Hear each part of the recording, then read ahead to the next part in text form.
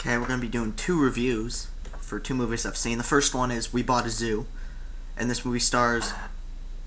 You know what? No, I want you to guess. I want you to guess who is in this movie. Who is the star of We Bought a Zoo?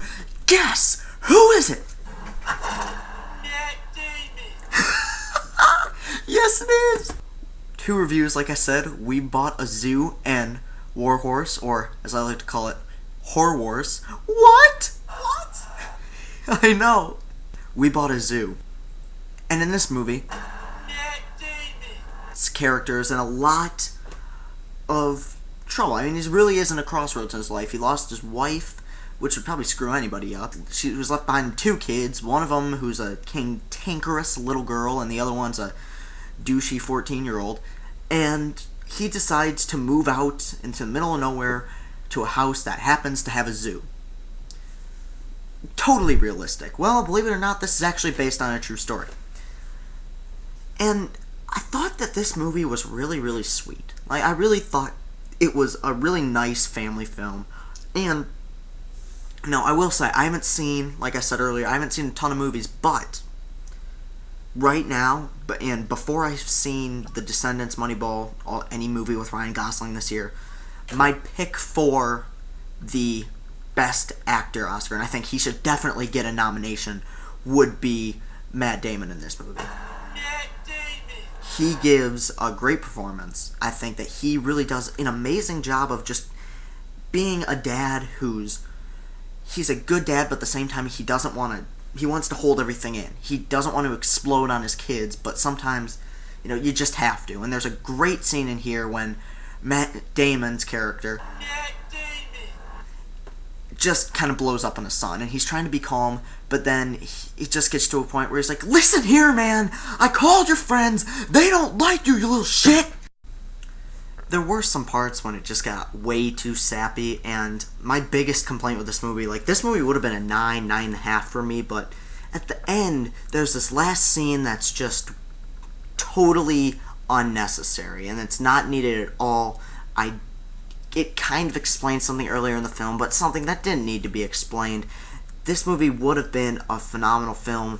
It had a perfect ending, and then it just screwed it up, which happens a lot with these movies, where they're really trying to go for the big Oscar, great final scene. I felt like the best final scenes are the ones that are organic, and this last scene in this movie didn't seem organic. It really seemed forced, and it really lowered a rating point for me. I would have probably given this 9.5, but as it is, I'm going to give it an 8. I do recommend everybody go out and see it. See it at full price, honestly. I think it's a really fun movie that the whole family will enjoy. Like I said before, Horror Wars. What?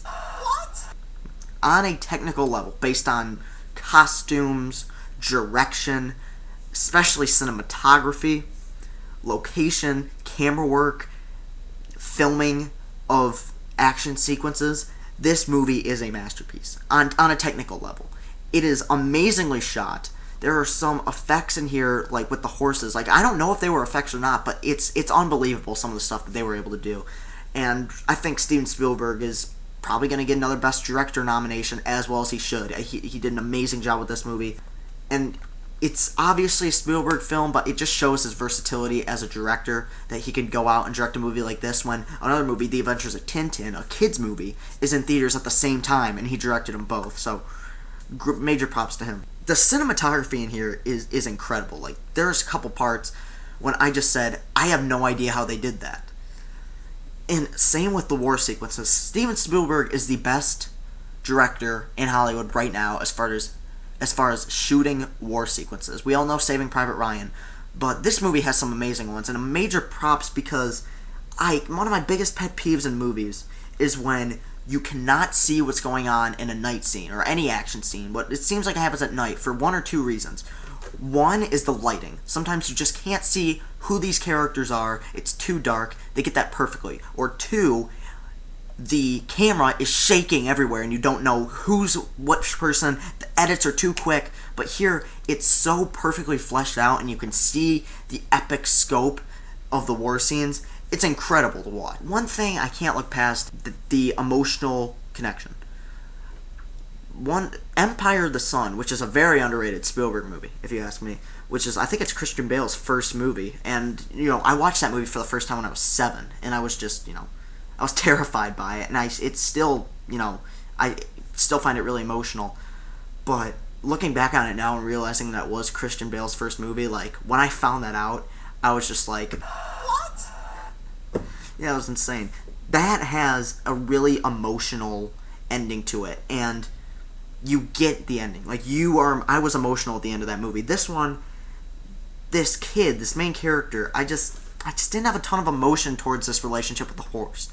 It's like the second this relationship just starts. Like, there's no real beginning. It's just like the very first shot of the film is him being like, oh, what a beautiful horse, bravo! And it's like, dude, like, what is so special about this horse? I was just thinking, like, a movie about a freaking horse? Like, what? What? And another complaint I had, there was one story with these two brothers kind of in the middle that I wasn't a huge fan of. I just thought that it wasn't very interesting, and it kind of took me out of the film just for a little bit, but it's very, very short. Another minor complaint is Tom Hiddleston is in this movie. Now, if you don't know who Tom Hiddleston is, he was the villain in Thor, going to be the villain in the Avengers, and he was in the most recent Woody Allen movie, Midnight in Paris. He is a tremendous actor, and he's in this movie for 5 minutes. Minor spoiler here, but he dies, and when I saw his death, my reaction of seeing this great actor and this great character die so quickly, I was just like, what? What? On a filmmaking level, this is about as good as films get. I think that the script isn't up to par with some of the direction, but at the same time, I think that the actors are good, and all the war stuff is incredible. Like, Spielberg just has an eye for that stuff, and he is amazing. So, overall, I give Warhorse a 9 out of 10. So, We Bought a Zoo, 8 out of 10, Warhorse, 9 out of 10.